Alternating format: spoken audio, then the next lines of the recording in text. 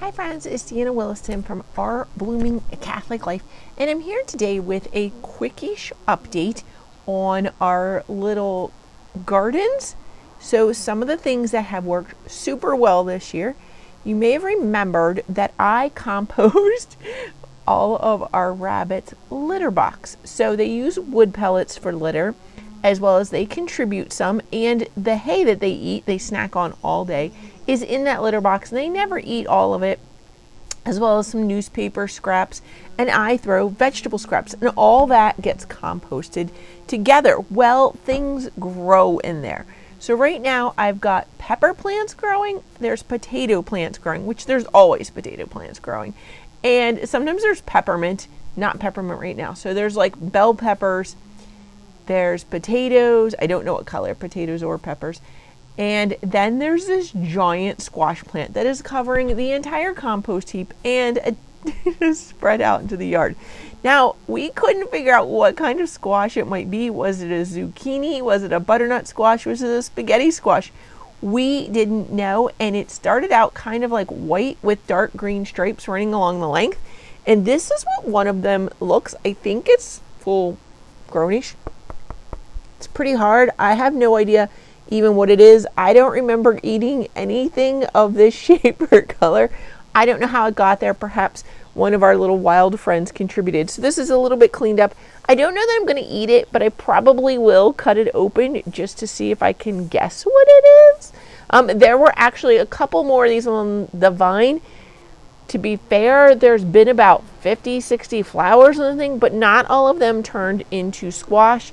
I know of at least 3. 2 of them are being eaten by critters in the compost heap.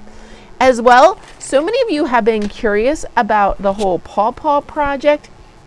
If you remember, I started out with one native pawpaw tree that came in a styrofoam cup, and they actually refunded my money because it only grew that big. Well, we planted it in a raspberry patch, and unbeknownst to us, it grew and thrived in there. But it was too close to the driveway, and when we had the driveway resurfaced with blacktop, it died, or so we thought. Instead, it did what pawpaws do. Pawpaws are kind of like a hydra. You cut off one tree and you get 20. Okay, they're more extreme than a hydra, but that's how you get a pawpaw patch. Now, in order to fertilize, though, you can't just have that one genetic tree, because that's really all one tree. Those are all called daughter trees off of one root stem. You need a second one, and in fact, we had bought at one time another one, and I wasn't sure what the first pawpaw was because it just came in the styrofoam cup, and she said it didn't do well. She didn't tell us the exact name of it. I'm assuming it was a pure, non-hybrid at all pawpaw. And the next one we bought at a nursery as a small tree, it cost us about $100. Now, they only grow about 15 feet tall, but they're probably about 15 feet wide. They're kind of a circular round tree. Sorry, I guess I meant to say spherical for the body of the tree. And I don't know I could not remember. We left the tag on for a while, but I could not tell you now what kind of pawpaw that was. But that's the one that had seeds on it this year. So this year we got 3 or 4 pawpaws off there, and we have these little seeds here. Pull them out, hold one up so you can see them. There's a little bit of variety amongst them, but I'm going to go ahead. I brought my little tape measure out. I'm actually going to measure in millimeters because these are decently small, and that might give me better reading. I do it to show you, but this is a tape measure. It's going to be a little hard to hold up and do it. So this one is, well, he's right at 2 centimeters. Next one is just under 2 centimeters. That one's just like 1 3/4. That one's 2. So the majority of these are right around 2 centimeters from that from the one we bought at the nursery, but it's a nursery that really likes native plants, so I don't know how much of a native variety that was. But a friend then contributed some, and you can see already these are the same color, but they are, hold on, they're very smooth and slippery. They're like river rocks. They're decidedly bigger. So let's get one of these guys out. These are all fairly uniform again. These are more elongated than the ones from my trees. Let's see what these measure out as. Okay, that's 3 centimeters. That one's 2.5. It's about 2 3/4. Ooh, that one's just over 3. So these are more 3 centimeters here. Yeah, that one's right at 3. So we're going to say mine average out at 2 centimeters. Our friends that got dropped off in the mailbox are at 3 centimeters. Then the neighbor next door, they moved in years ago, and they decided to make an all edible yard. It didn't work. They've moved, and so the new owners have no interest at all in the pawpaw trees. But by the time they told me I could do whatever I wanted with the pawpaws, they had already, in fact, ripened and hit the ground, and so they could not be eaten. But I did harvest seeds. I don't know if that's the reason, because all these seeds are much, much darker. You can see that. So maybe hold it against the pink. I don't know. What's the best way? You can see that they're much, much darker. And I would say I've got 1, 2, 3, 4, 5. I salvaged 5, but there were bees and things on them, so I only salvaged the ones that were safe. But these are all that dark brown color. There are various sizes though, so let's get a little measure on this. This tree here is another 3 centimeters. There's a difference though. The ones that my friend gave me aren't as thick. These ones are definitely thicker this way. They're the same length, but their depth, I guess I'm saying, is definitely different. These ones look a little bit smaller. I did keep them all separate. Let's see. Yeah, that one's like exactly at 2.5, and honestly, all the ones in this jar seem the same. 2.5, just under. Yeah, so let's try this jar. Again, these are all dark brown, and they're right at 3 centimeters again. This guy, let's try this one. These are kind of small and almost roundish. They're kind of stubbier. Is that a word? These are 2 centimeters. Let's see. Some of them look a little bit bigger. 2 to 2.5 centimeters in here. And let's see this guy here. These ones again are a little bit stubbier. Ooh, that guy's about 1 3/4. That's one of the smallest ones I have, but let's see what other ones I got from him. That's just over 2, just over 2.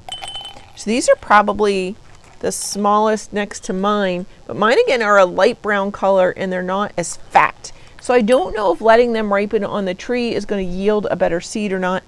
And mine, this is from multiple pawpaws in here. Again, this bag, I don't know how many pawpaws it took to get these. That's why I kept these separate. So let's see. 1, 2, 3, 4, 5, 6. 6 in here from this pawpaw. This pawpaw only had 4. This one again 6. This one had 7 and 4. So we're going to say between 4 and 7 seeds per pawpaw.